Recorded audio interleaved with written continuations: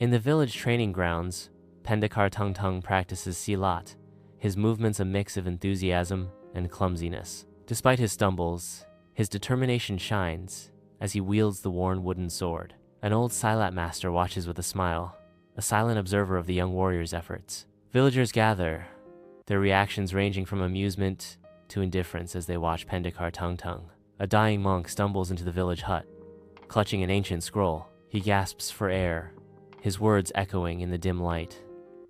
The sword lies in the cave of reflections. Villagers murmur in fear, their eyes wide with apprehension.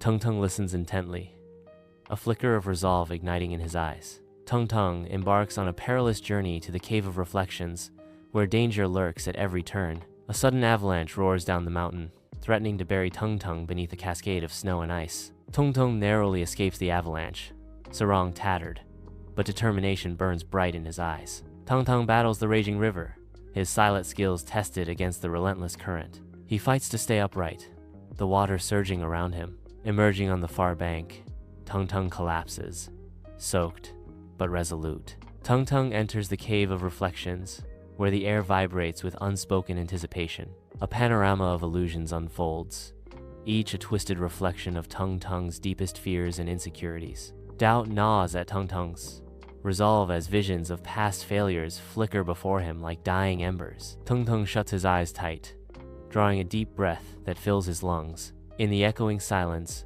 Tung Tung whispers, "I accept who I am." From the cave's depths, the diamond sword materializes, its blade radiating an otherworldly glow. Tung Tung extends his hand, his fingers closing around the hilt of the radiant sword.